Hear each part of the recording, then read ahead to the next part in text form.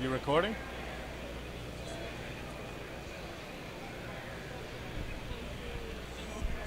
All right, everybody, the last presentation of the day. We're also streaming live on the Icom website. Hello, everybody there. George Thomas, W5JDX, is a radio and television engineer and computer programmer. He is a producer of the video podcast Amateur Logic TV, as well as the Smoke and Solder segments on Hamvention. George will be awarded the 2013 Special Achievement Award at Dayton this year. George is going to give you some outtakes from Amateur Logic TV, Hamvention, as well as how to spread word about amateur radio to the general public. So, George, take it away, sir. Thank you, Ray. I'm glad to be here today at the Icom booth and giving me the time to discuss what it is we're trying to do to spread amateur radio these days. 7 years ago, my partner Tommy Martin, standing over here behind this camera, and I began producing a series of internet television shows.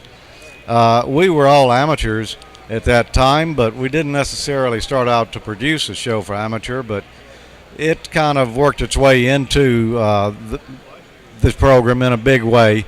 Because as we started doing some amateur radio stuff, we found that other people were watching who weren't hams, and they were becoming interested in becoming hams.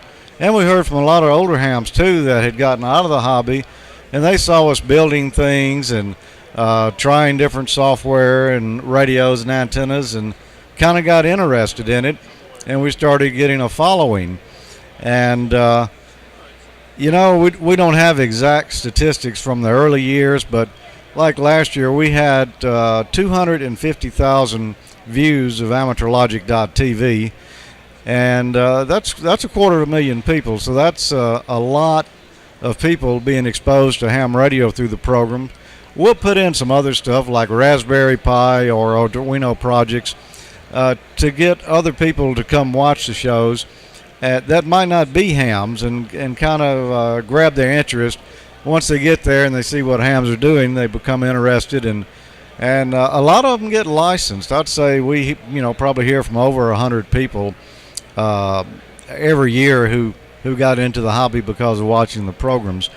And then shortly after Hamvention with Bob Hall and Gordon West began, I sent an email to Bob and told him I watched the show, I enjoy what you're doing there, and hey, we do a show too. It's Amateur Logic TV. So Bob went and watched, and he contacted me back, and he said, how would you like to join us on Hamvention to do a segment called Smoke and Solder, where you build a project every week? And I had talked to Bob on the air before, but he didn't really know who I was, and it weren't like we were good friends. But he saw Amateur Logic and thought that I could do a contribution for Hamvention. So I joined Hamvention on episode 8, and since then I've built more stuff than I have my whole life, because I have to come up with a project every week, and I'll spend 3 or 4 hours building a kit or something from scratch, and then edit it down to where it fits in 10 minutes, and try to make it entertaining, and also give a little detail in there and teach some tips and techniques. In the first one I did, for some reason I decided to throw in some sound effects just to kind of lighten the mood there, and that seemed to resonate with a lot of people. So there'll be a lot of sound effects and funny stuff happening in some of these segments, and I just continue to do it. I don't plan the jokes. As I'm editing, I look back at what I said and what happened, and if I see something funny there, I'll stick a sound effect on it. But we've got an outtake here from some episodes of Amateur Logic and Hamvention that I put together here just to kind of show you what the programs are about. And, our whole goal is to entertain hams, but also to attract other people. There's a lot of makers and hobbyists out there today playing with electronics and these small mini computers and microcontrollers and such, and those are our people, and we've got to get them interested in ham radio, and that's what we're trying to do, is bring in a new group of people who are technical, typically would be hams, and we're just exposing it. And when they see what's going on, a lot of them are joining the hobby. So that's the whole goal, and we've been very successful at that. So let's take a look here at some of the hijinks. You know, your friends here at Amateur Logic like the Raspberry Pi, and we've all got one and been playing with them for a while, but we've yet to find just a super good ham radio use for them. A lot of our viewers keep asking, can you run PSK31 on a Raspberry Pi? And most of the interest seems to point toward FL Digi, a nice PSK31 program for Linux a lot of people use. Unfortunately, I can't find any information where people have been having good success with running it on a Raspberry Pi. It seems the program is just a little too processor intensive for the current Raspberry Pis and just doesn't work well. However, I did find some information on another program called LinPSK that supposedly does work on the Raspberry Pi, and that's what we're going to try today. I'm using the original Raspberry Pi Model B with 256 megabytes of RAM and the Raspberry operating system. For the sound device, you can't use the sound that's built into the Raspberry Pi because it only has playback. There's no record. So I'm using an external USB device. It's a Sound Blaster X5 Go. Now this would probably work just as well with a cheaper USB sound device. However, I just used what I could find locally. Now I started out with receiving a lot of garble, and finally I got things tweaked to where I was receiving meaningful data. Now, a word of caution here, you need to put that sound device on a USB port by itself. I fed my audio into the microphone input of the rig and then engaged the Vox. The moment of truth had arrived, so I had set up a couple of macros to save time typing text. I clicked the transmit button, and you can see it's sending a CQ from me and identifying myself as using a Raspberry Pi in case someone was interested. I go back to the receive mode now, and we'll listen and see if anybody replies. Almost immediately, someone started typing my call letters in, and there's a little garble in there too. His signal is fairly low, but it's N9ZQA, and he's operating QRP, which may explain why we don't have a good copy here. I don't have the squelch adequately set, so you'll see garbage coming on the screen in between transmissions. I was wondering if anyone would know what a Raspberry Pi was on here, and apparently this is what caught his attention, he says. He received one recently, but hadn't done anything with it yet. So I was glad to run up on somebody who actually knew what it was for the first QSO. To answer our question, can you work PSK31 on a Raspberry Pi? Definitely. The Arduino later. Here's our built-up circuit. We've got a little speaker here, and that's connected to ground on the Arduino, as well as digital pin number 8. We'll be using that pin as an output to drive the speaker. Here on analog input number 0 of the Arduino, we've got this blue wire that runs back and connects to the center pin of the pot, or the wiper. Now the way this should work is we can turn this potentiometer, and that should change the frequency of our tone. And if we push the push button, that should double whatever frequency has been dialed in with the pot there. Now here's our source code. So let's upload the code and see how it goes. We'll reach up here and we'll push the upload button. We'll see the code load into the Arduino, and as soon as it's loaded in, it begins running. And now we can see that the pot is turned all the way down, so we have a frequency of 0. Now let's change that pot and see what happens. As we start increasing the frequency, we'll notice on the serial monitor that the frequency is increasing there as well. Now let's push the switch and see what happens. We notice that the value on the serial port doubles. So there you go, a simple little Arduino program that is a useful square wave oscillator, and it shows us how to use a potentiometer and a push button.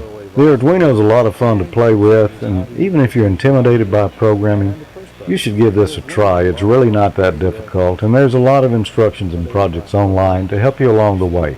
I'll be back. And this time we're going to build an antenna to do the fox hunting with. We're going to build a beam out of a tape measure. A little Yagi. It's only got a few parts, piece of PVC, some connectors for the PVC, piece of coax with a PL259 already made on it because I already had that laying around.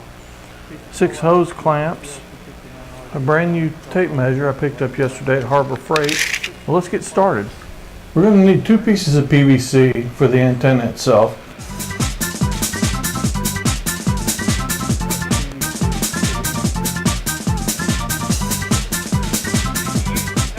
And this is what it looks like.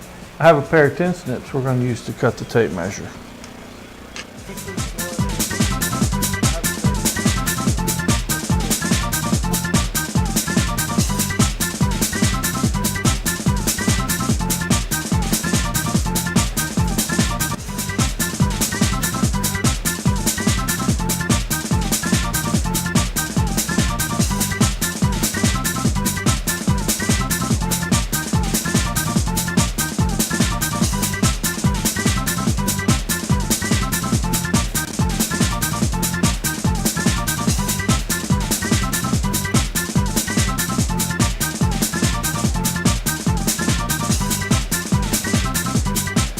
Well, it's together.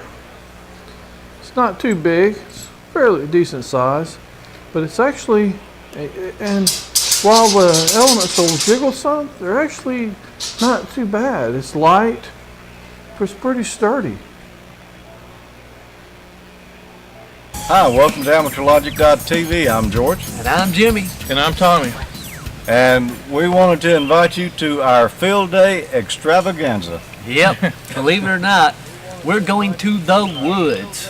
And I mean in the woods. Deep in seriously. the woods. Yeah. Serious woods. The wilds of Mississippi. Yep. Off the grid. Yeah, we're not in a parking lot in a shopping center somewhere. It's hot today. It's in the mid to upper 90s. You can see Jim up there stretching out the power cables for the generator. We're going to be setting up in this area right here. Tommy's bringing a little canopy. We believe it's about 8 by 12, and we hope we've got enough room cut out here.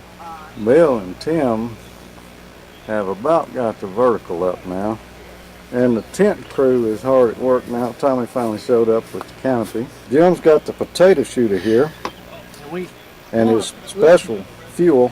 Special fuel is Aquanet. Use this for all your potato gun needs. Okay, the rocket's been fueled. There's his igniter right there. Yeah. Watch out, Bill, you don't want applesauce all over you. About that middle pine or the far one? The middle one or the first one, either one, whichever one you can hit. Did you push the button? All right, here we go. On the count of 3. Yeah, make sure the button's pushed. 1, 2, 3. Oh man, that happens sometimes. 3. All right, it's on 2, 1. Much more success. Did you see how far I cast that apple with this fishing pole? This is it. This is the moment of truth. If this don't work, we might as well go home. Uh-oh. What time is it? 1:40 approximately. Yeah. So we were a little late getting on, and we still have another antenna or two to raise. About 80 meters, it's a little early in the day for it yet.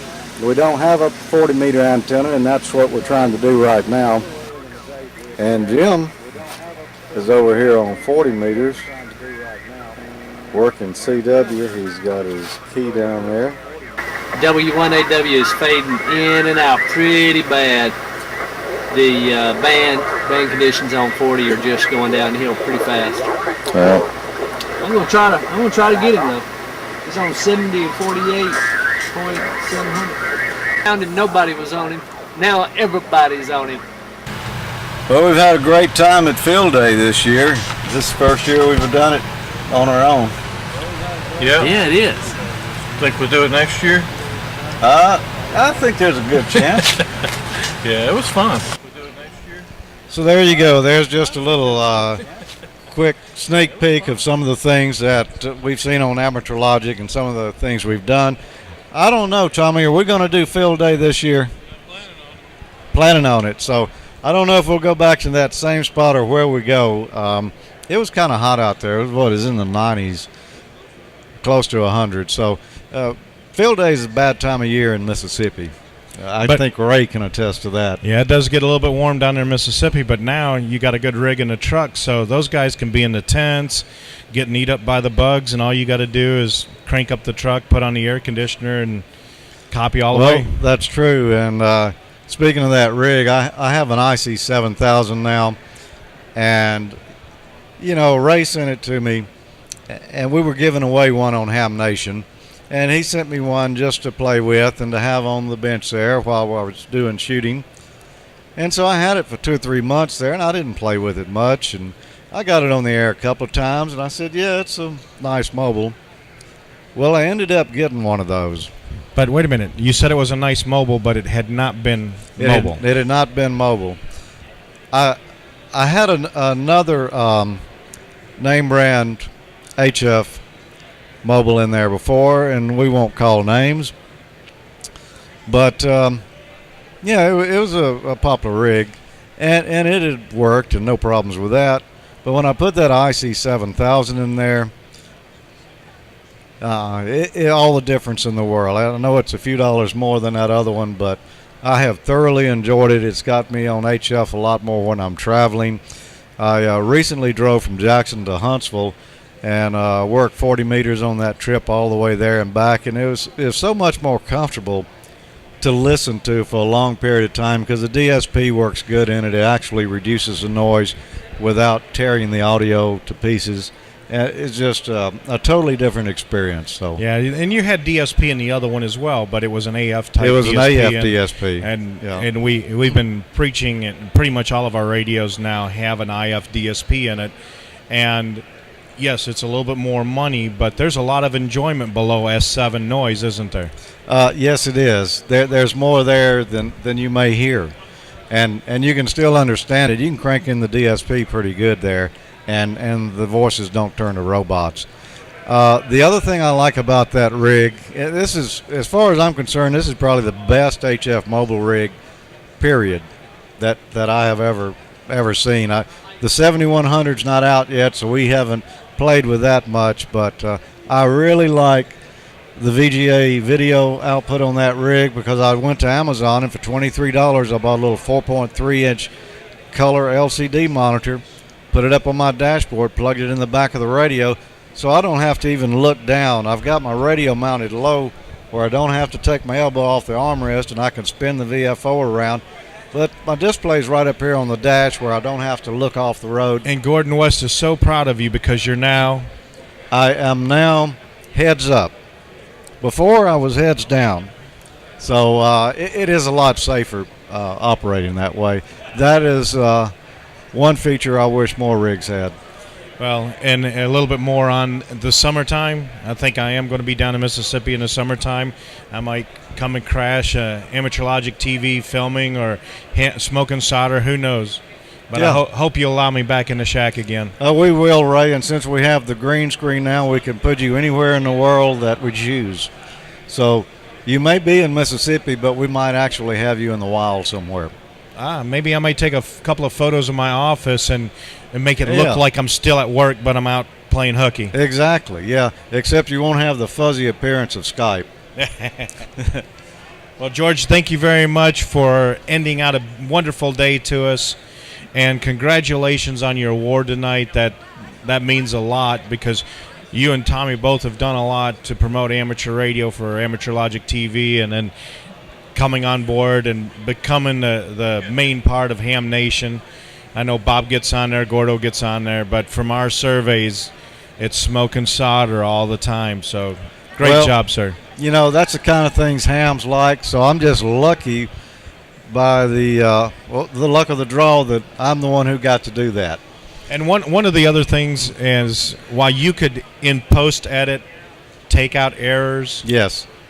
You built a soft rock? And what did you find out from the feedback from the people watching? I don't know. What did I find out? Right? It was one of those toroids in the wrong place. Oh, yes. I usually, if I make a mistake, I'll leave it in there and own up to it, because odds are somebody else is going to make that same mistake, and I can save them a lot of trouble.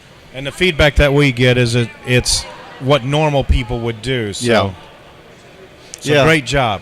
Thank you, Ray. And it's an honor to be representing Icom and to be this year's winner of the Special Achievement Award for Hamvention here. I didn't know that was coming, and caught me totally by surprise.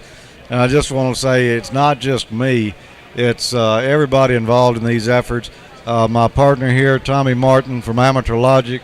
If Tommy was not here doing Amateur Logic with me, there wouldn't be Amateur Logic, so there probably wouldn't be Smoke and Solder.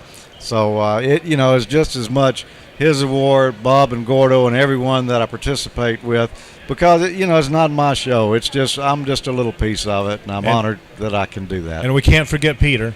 Can't forget Peter, our friend from down under. VK3PB joins us every month on Amateur Logic, gives us an upside down perspective on everything. We've had to do a lot of coaching on Peter, because he's got some different thoughts about things there, the way they do it down there, but it's been a blast, a whole lot of fun, and we're looking forward. We don't know how long we'll do this. We had no idea we'd be doing Amateur Logic for 7 years when we started. We're still doing it. I don't think Bob had any idea that we'd be doing Ham Nation for more than a year, but it's still going strong. So as long as everybody's watching it and enjoying it, and we're bringing new hams in, I think we'll keep going. And for those that don't know, Ham Nation is a weekly episode that's videoed live or web broadcast live on the Twit TV every Wednesday, 6 o'clock Pacific, 9 o'clock Eastern. It's then put up on iTunes. It's YouTube, I believe, as well as twit.tv/HN for Ham Nation. And then every month, you and Tommy create one somewhere on the, I don't know. The 15th. Okay. That is the official number. That's the 15th. official date. We usually beat it by a few days. Just depends on when the 15th is, if it's a weekend or the middle of the week. But we try to have it out by the 15th, drop dead. Usually a couple of days before. And Amateur Logic TV has grown to the point where you have to get some support to have it on there. But along with that support, you guys got your own Roku channel. Yeah. So if you got a Roku box, you can easily get Amateur Logic TV. Yeah, you can also get it off of iTunes. You can download it direct from our website. And YouTube, YouTube. And it's been interesting to us. Most of our views are people downloading direct from the website. And it's the same thing with Ham Nation. If you go to YouTube and look at the number of people who've downloaded a particular episode of either one of those shows, it's not that high. It's a few thousand. But when we look at the stats that come back from people actually downloading it, and they're going for the HD versions now too, there are way more. Like a recent episode, well, the one that I just showed here with the Arduino later in it. Right. I don't remember what else we did that episode, but since it had the Arduino in there, we think it got blogged on some of these tech blogs around. We've already had 250,000 views on that show, and that's just unbelievable. But it throws up flags with our web hosting, so we've taken on some sponsors, Icom, MFJ, Gigaparts, to help us cover some of those costs, because bandwidth costs money. Well, that just tells me that there are techies out there that look for more input. Like Johnny Five used to say, input. Yeah. And you guys are providing it. Definitely believe in what you guys are doing, so we're there to help support you. And you guys have got an email address where you take time to read some of the viewers' letters on Amateur Logic TV. And that's a big part of the show. I don't know how many people we've met here today that said, I know you. You read my email last month. And they're just grinning ear to ear. And he said, my buddy saw it on the show and he told me about it, and I went and looked. And sure enough, I was the one who wrote about such, whatever the topic was. But we've got a dialogue going with our audience, and it helps. Like on Facebook, we have a big group there. We've got a good Google Plus group starting up, coming along. So we're in touch with the audience. It's a community. We're not just throwing the show out there and here it is, you can watch it or not. You can interact with us and we'll answer your questions and get a dialogue going back and forth and find out what's on people's minds and what they want to see. And what is that email address to you, sir? My email address is george@amateurlogic.tv. Tommy's is tommy@amateurlogic.tv. We've also got a contest going on right now, Ray. We're giving away an IC 7200 donated by Icom. We're proud that you are participating in another contest with us. And for the web viewers, I'm going to see if I can bring that up real quick. Okay. It's the web address is amateurlogic.tv /contest. And you can go there and win possibly a field day setup. Somebody's going to win it before field day. We're going to give away an IC 7200 that has a custom shop paint job courtesy of Gigaparts. It's going to be either olive drab gray. It'll be contest. Yes. It'll be the Vietnam era camouflage, or it'll be the new digital. Wait a minute. Camouflage. What era was that again? Vietnam. Okay, I was going to say you mispronounced it this time. I Did usually I? hear you say Vietnam, but I could have sworn you just said Vietnam. It's in Mississippi. Either way works. And seeing that I'm a product of Mississippi education, and I married a Mississippi girl, I can get away with poking a little bit of fun. Well, Ray, I was a disc jockey back in the 1970s. That's how I kind of got started in all this. When I was 16, I went to work at a radio station. It was during the Vietnam War. So there were words in there like Hue, and which was spelled H-U-E. So naturally, the first time I read it on the air, it was Hue. We had to read our own newscast. During the Vietnam War was a tough time to be a 16-year-old disc jockey because there's so many words that you're going to get wrong until somebody called your attention to it. But, it's the IC 7200 with a custom shop paint job. We had to have some more stuff to go along with that, though. We want to give somebody a complete field day setup. So MFJ said, hey, we're going to throw in one of our little power supplies here. This is a 30-amp, real small switching supply. They also are throwing in 50 feet of RG8X there. That looks like a Radio Waves DX80. Yeah, that's courtesy of Gigaparts. They're giving us the DX80. And we wanted another antenna option as well. So MFJ donated their big ear antenna. If you hadn't seen this, it's right over there. It's a thing that looks like, looks like rabbit ears. Yeah, it looks like rabbit ears. Does it have foil attachments to it as well? You have to do that yourself. Okay. But I think you can. You might have a little static problem, but anyway, two 18-foot telescopic whips there, a coil as well, and the mount. And I've actually played with this myself, and it works really well. Those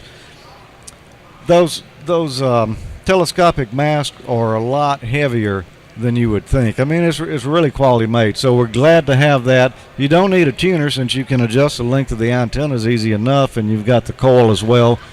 So that was courtesy of MFJ. Gigaparts also threw in some Masterant guy rope here, which if you're looking for some guy rope, that particular brand is real good right there. But this isn't the first time you've done this kind of contest. No, we did one a while back. One other thing we've got, and that's we're going to give away a set of Heil Pro Set 3s, Heil Sound's newest headset. And these are good for listening to music, too, so you can plug it into your iPad in between QSOs if you want to. Now, the reason I was asking was this isn't the first time. No. There's a little bit of a story behind the first contest, right? Yes, the first Hamvention or the first Amateur Logic contest? The first 7200 you gave away. The first 7200, yes, we gave that away for Christmas. Right. And wasn't that like his first HF QSO came from that radio? I think so. Tommy knows the story. Come here and get over here, Tommy. Yeah, come here. Yes, come on, Tommy. Yeah, I can't remember his name now, but he was a guy who hadn't really been on HF, and we sent him the whole works, everything he needed. And the reason why I'm mentioning this is because it's a testament to who you're reaching out there. are new hams, new tech, and it's gives a whole new angle to it. Yeah, he had been off the air for a while, and he got the HF rig, and I believe he used that HF rig to make his first HF QSO, make his first contest. A guy in Colorado, and when we introduced the contest, that was actually his first show to see of amateur logic. So he was a first-time viewer. So it's not like it goes to the guy that's always there sending emails. So. Yeah, it's a fair and even contest. It's randomly drawn, and everybody's got an equal chance to win. So, George, Tommy, I greatly appreciate what you guys do for the hobby. It gives us a new avenue to people that might not get one of the magazines, might not know what it is. The internet has become a great area to learn about things, and when you've got two trusted amateurs that aren't perfect, I mean, it eases that stress for the first-time operator to know, oh, man, I goofed up on doing that. But you know what? Those guys did, too. I hear that a lot. You know, we leave in the mistakes most of the time. There's a few of them that probably got cut out that were just too terribly embarrassing. But most of the time they stay in there, so we're trying to stay honest with it and just show them that, you know, we're regular people. We can do this stuff. And, you know, they look at it and they said, hey, you know, I can do that too. And you guys look at all kinds of technology, not just Icom radios. You pick in the other manufacturers as well. And it's, I mean, you guys got Drop In where you're doing your weekly your Echolink nets. Yeah. You get on the D-Star net after the Ham Nation event. Mm-hmm. Didn't you guys do something on PSK 31 on one of them? I don't think we've done that yet. We've had some interest in it. We haven't done PSK 31 yet, but that's coming up soon. Okay, but this latest issue, one huge topic that a lot of people have been asking about here at the show is remote base operation. You looked at our Ham Radio Deluxe. You looked at the RSBA-1. Yeah, but we also looked at the Remote Shack. You know, we took a look at 3 different technologies for doing this kind of stuff. And I learned, I knew it was out there, but I really didn't, about Remote Rig, which is another type of remote control operation, and we may look at that one day, but we try to get a little bit from each segment so you can see what your options are. Well, again, I really appreciate what you guys do for the hobby. That's why we're a supporter of you guys, and we'll keep on as long as everybody's paying attention and wanting to watch. All right. Thanks, Ray. Say 73, Tommy. Yeah, 73, Tommy. 73.